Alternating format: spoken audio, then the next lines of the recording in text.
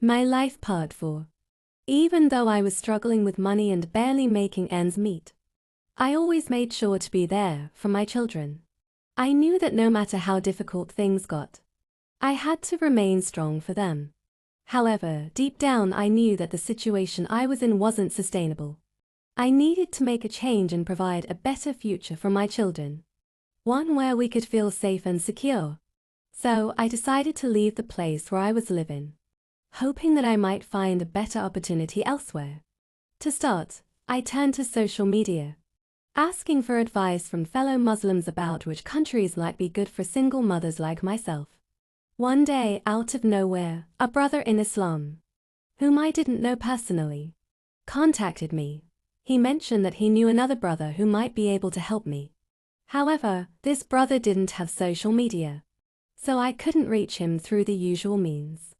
I reassured him that I would find a way to contact this person, as I wasn't concerned about the method of communication.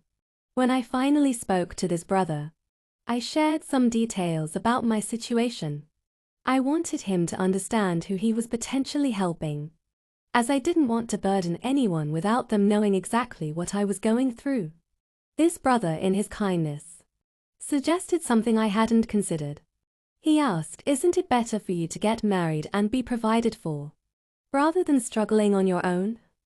I told him honestly that I had 3 children, and it was not easy to find a man who would accept me with them. He then joked, "Well, I'll marry a sister with children." His words were kind, but I quickly responded, "But you're already married, and I don't think it would be right for me to marry a man who already has a wife, even though I understand that it's permissible in Islam." He smiled and said, "Let me ask some friends and see if something good might come of this." As time passed, I continued to speak with this brother more often. I shared my thoughts, fears, and hopes for the future. It wasn't just about finding a solution for my struggles. It was also about opening up to someone who seemed genuinely concerned about my well-being. I realized how much I needed someone to listen to me, someone who could understand the challenges of being a single mother. Throughout our conversations, this brother listened attentively and never judged me. He offered practical advice, but he also shared his understanding of the challenges I was facing. Over time, he became more than just someone helping me with advice. He became someone I could talk to about everything. Someone who offered both a listening ear and words of wisdom grounded in our faith. Through our conversations, he came to understand the deeper reality of my situation. Not many men would be willing to marry a woman with children.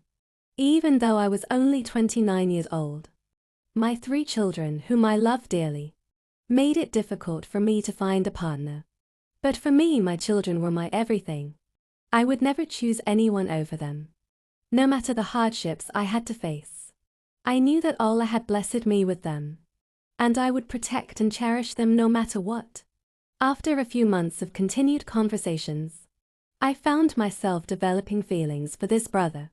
His kindness, his patience, and his willingness to listen made me appreciate him more than I had ever expected.